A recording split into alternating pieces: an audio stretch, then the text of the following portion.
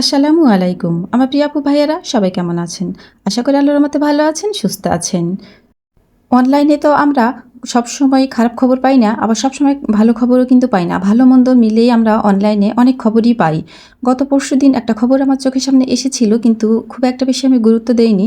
তো গতকালকে আবার চোখের সামনে আসাতেই একটু মনে হলো যে দেখি তো ভিডিওটা। তো ভিডিওটা ক্লিক করে দেখলাম যে এই আপুর ভিডিওটা আমি প্রায়ই আগে দেখতাম, এবং আমার কাছে তাদের ফানি ভিডিওগুলো খুব ভালো লাগতো। তো এই যে সেই আপু, আলপনা রুবি ব্লগস। এই আলপনা রুবি ব্লগস এই ইউটিউবে যা না আমি দেখেছি, ওনাদের ভিডিওগুলো আমি বেশিরভাগই ফেসবুকে দেখতাম। তো আলহামদুলিল্লাহ আমার কাছে না খুবই ভালো লাগতো দেখতে, খুবই বেশি ভালো লাগতো। তো হঠাৎ করে গতকালকে ওনার মৃত্যুর খবর শুনে আসলে মানে মনটার ভিতরে অস্থিরতায় ভরে গেছে। কারণ ওনার ভিডিওগুলো, এই আপুর ভিডিওগুলো কিন্তু আমি প্রায় দেখতাম, কারণ আমাকে ভালো লাগতো।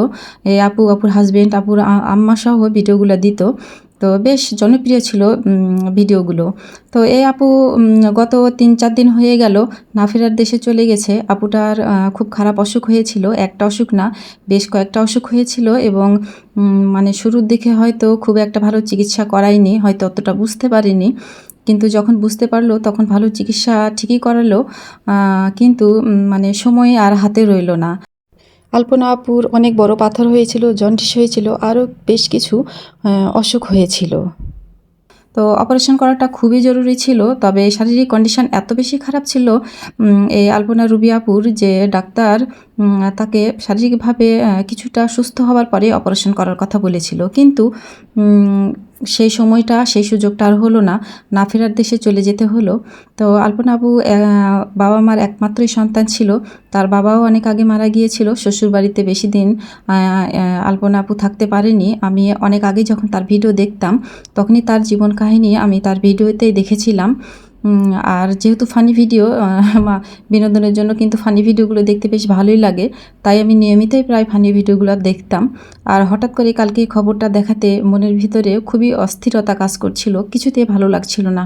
অথচ আলপনা আপু আমার কেউ না, কিছু না, কিন্তু এই অনলাইনে এসে মানে কত কিছুই যে কষ্টদায়ক বিষয়, মানে নিজের ব্যক্তিগত জীবন তো আছেই, ব্যক্তিগত জীবন ছাড়াও অনেক কষ্টদায়ক বিষয় মানে মনকে অস্থির করে দেয়, কষ্ট দেয়।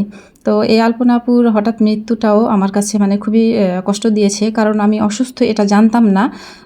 আমি নিজেই এতটাই ইউটিউবে ব্যস্ত ছিলাম যে বেশ অনেক দিন থেকেই অন্য কারো এরকম ভিডিও আমার দেখা হতো না, এই জন্যই জানতাম না। আলপনা আপু বেশ কিছুদিন থেকেই নাকি ভিডিও আপলোড দিচ্ছিল না, শুধু লাইভ করছিল, কারণ সে অসুস্থ ছিল। তাকে নিয়ে তার পরিবারের সবাই বলতে তার মা আর তার হাজবেন্ড এতটাই বেশি ব্যস্ত ছিল যে তারা কোনো ভিডিও আপলোড দিতে পারছিল না, শুধু লাইভ করতো। তো কি বলবো, সময় হয়ে গেছে, চলে যেতেই হবে। কিন্তু আলপনা আপুর মার জন্য এতটাই বেশি খারাপ লাগছে যে উনি একা হয়ে গেলেন। তার হাজবেন্ডও একা হয়ে গেলেন, তবে তার হাজবেন্ডের বিষয়টা একেবারেই আলাদা। কিন্তু মা তো আর মেয়েকে পাবে না, সেই একাকিত্ব মাকে আবার ঘিরে ধরলো।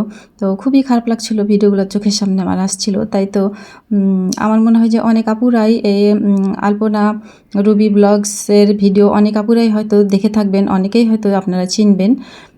তো যাই হোক, খুব খারাপ লাগলো, তাই বিষয়টা আপনাদের সাথে শেয়ার করলাম।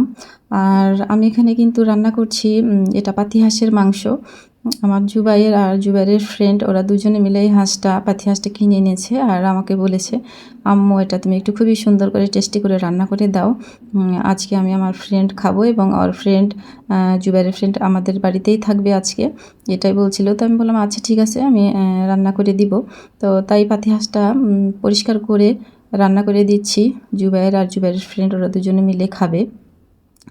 আর যে ঘটনাটা আসলে শেয়ার করলাম, আপনারা ইউটিউবে একটু ঘাটাঘাটি করলেই দেখতে পাবেন, অনেকে হয়তো দেখেছেন, অনেকের হয়তো চোখে পড়েছে। আমার বেশি খারাপ লাগলো, কারণ আমি তার ভিডিওগুলো দেখতাম, এজন্যই। এখন না দেখলেও অনেক আগে আমি দেখেছি, প্রচুর দেখেছি আগে। আমি যখন আমি অনলাইনে কাজ করতাম না, ইউটিউব চ্যানেল আমার যখন ছিল না, তখন আরও বেশি দেখেছি, কারণ ফানি ভিডিওগুলো দেখতে আমার ভালো লাগতো।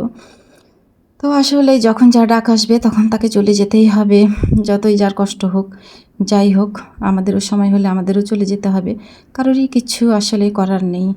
আমরা শুধু চেয়ে দেখব, কিন্তু কিছুই করতে পারবো না। সবার ক্ষেত্রেই তাই, আমার ক্ষেত্রে, আমার পরিবারের ক্ষেত্রে, প্রতিবেশী, চেনা অচেনা সবার ক্ষেত্রেই তাই। এই আপুটার একসময় কোনো টাকা ছিল না, অনেক সমস্যায় ছিল। যখন ইনকাম করা শুরু হলো, বেশ ভালো টাকা পয়সা যখন হলো, তখন টাকা থেকেও কিন্তু সুস্থ হতে পারল না।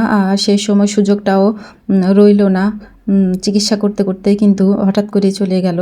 মানে এটা আসলেই পুরোটাই ভাগ্যের ব্যাপার। কারণ আমরা এখন বলতে পারি যে আমাদের টাকা নেই, আমাদের কোনো সমস্যা হলে আমরা কীভাবে চিকিৎসা করব।